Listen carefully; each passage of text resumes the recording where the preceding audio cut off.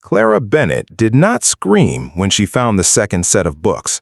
She simply closed the cabinet very slowly, the way you close a door on a room you never want anyone to know you entered, and she stood in the dark storeroom with her heart hammering until she trusted her own hands again. If you've ever had to fight twice as hard just to be believed, stay with this one until the end. Subscribe to Heartline Chronicles and tell me in the comments what city you're watching from tonight. I want to know how far this story travels. Now let's begin. Clara had buried her husband Daniel on a Tuesday in early spring, and she had not cried at the graveside either. She had stood with her spine straight while the banker who foreclosed on their small horse farm outside Cheyenne stood 3 rows back with his hat pressed to his chest, performing grief he had never once felt while he was signing the papers that ended them. Daniel had been a careful man, a decent man, the kind of man who checked the numbers twice before he trusted them. He had borrowed against the farm to buy breeding stock the same year a hard winter killed half of Wyoming's herds, and when the bank called the note early, there had been nothing Clara could do but watch a lawyer half her age explain, very slowly, that these matters were complicated and that perhaps she should have her husband come in to discuss it. Daniel had already been 3 weeks in the ground. She never told the lawyer that. She simply thanked him and never went back. She kept one thing from the wreckage, Daniel's old habit of keeping honest books. She had learned it beside him for 6 years, and after the farm was gone, she turned it into a living, taking bookkeeping work in town, in offices that didn't always pay her what they'd promised a man for the same labor. She was 28, with $60 to her name, when she saw a notice pinned outside the feed store. Silver Creek Ranch, accountant wanted, wages fair, room and board included. She took the position before she'd finished the second line. The wagon ride out took most of a day, past fence lines that were suspiciously well kept for a ranch supposedly struggling to turn a profit, which told Clara one of 2 things: either someone here cared deeply, or someone was very afraid of being looked at closely.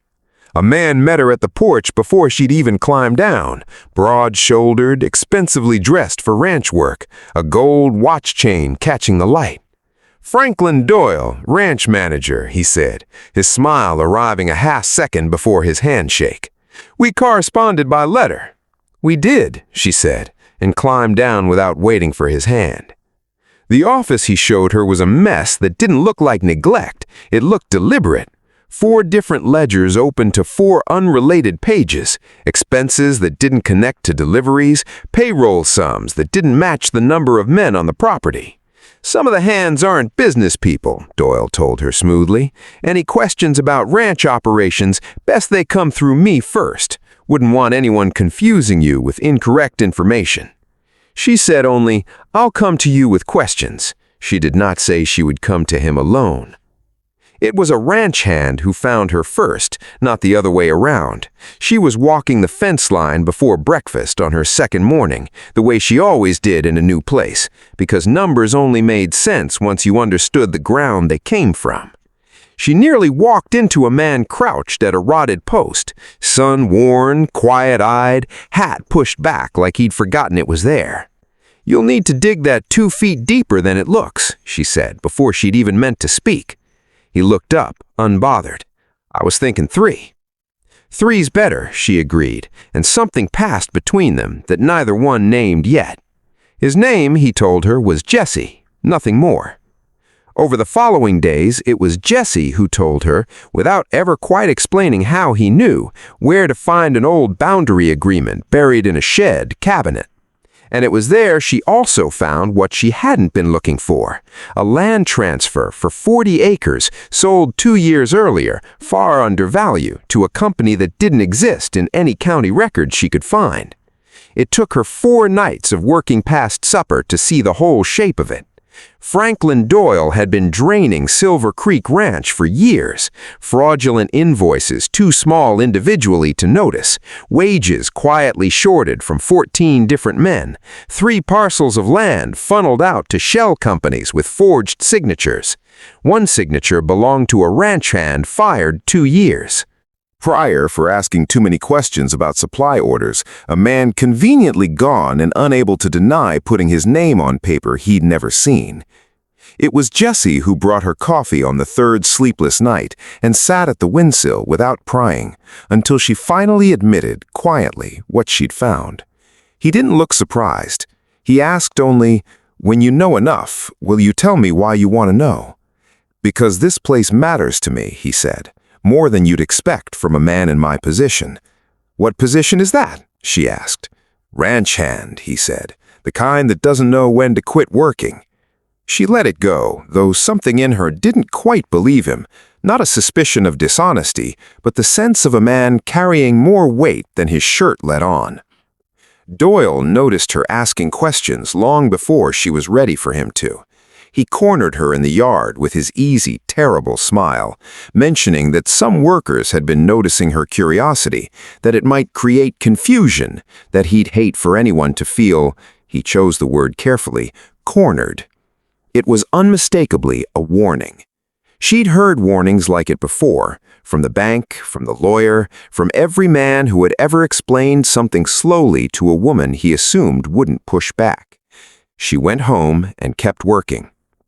That night at the creek, she told Jessie everything, the fraud, the wage theft, the buried land deeds, and watched something shift in his stillness, a recognition, like a man finally hearing a truth he'd suspected but never had proof of.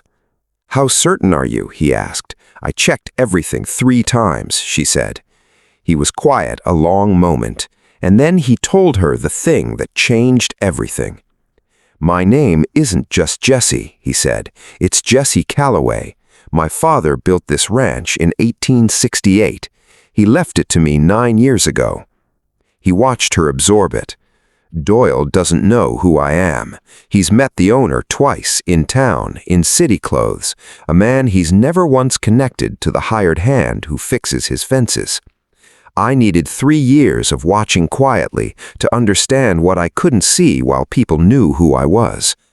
She stood at the creek's edge, furious and something else beneath the fury. "You let me carry this risk without telling me you owned the ground I was standing on," she said. "You were carrying It for the truth," he answered, "not for me. That's why you kept going. And I needed to know if what I saw in you the first morning was real, or if I only wanted it to be there." She did not forgive him instantly, but she did not walk away either. Together they moved fast. Jesse's lawyer arrived from Cheyenne within days, carrying confirmation that the shell company was registered in Colorado under the name of Doyle's own brother-in-law. Proof this wasn't opportunism, but a plan built before Doyle was ever hired. A frightened clerk named Walter Higgins, who had signed the forged contracts under instruction and without understanding what he was signing, came to Clara in the night, shaking, and gave a full written statement rather than go down with a man he'd never truly trusted. Doyle sensed the walls closing before the formal meeting could even be called. He came to Clara's office with altered ledger pages, trying to frame her as a panicked, incompetent woman covering her own errors, the same maneuver she would later learn that had driven out the accountant before her, a man who vanished in the night with a resignation letter his own wife swore she didn't recognize as his handwriting. Clara did not flinch. "Tomorrow morning," she told him, "I'll have a response." That night, she copied every document from memory into a second set, sealed it in oilcloth, and buried it 18 inches under the largest cottonwood by the creek, marked with 3 flat stones, insurance against a man who had already made one honest person disappear. The meeting came at dawn. A lawyer, a sheriff, a trembling clerk against the wall, and Jesse Calloway standing not as a hired hand, but, for the first time in 3 years, as himself. Doyle's composure did not survive the room. Every fraudulent invoice, every shorted wage, every forged signature was laid out in careful order until the only thing left standing was the truth. He tried once more to blame Clara, and Jesse's voice, quiet and absolute, ended it. "Don't tell me what you built.